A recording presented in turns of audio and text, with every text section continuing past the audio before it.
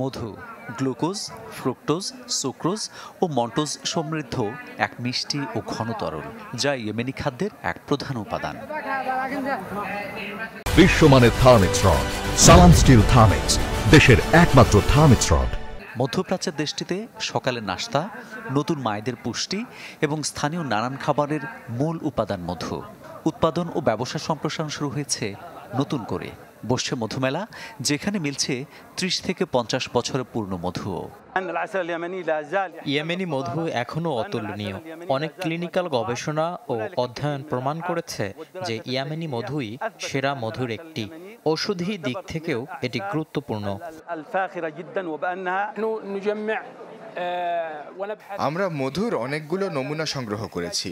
এর কোনোটি ৩০, কোনোটি ৪০, আবার কোনোটি ৫০ বছরের পুরনো।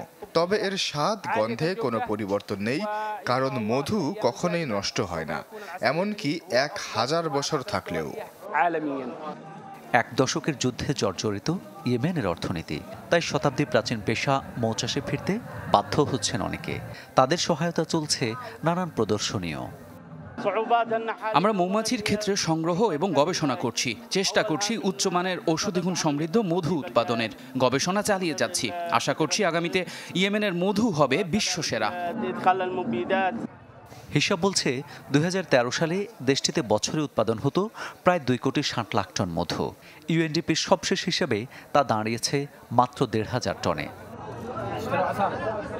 ইয়েমেনি পরিচয় ও সাংস্কৃতিক উত্তরাধিকারের অবিচ্ছেদ্য অংশ মৌ চাষ।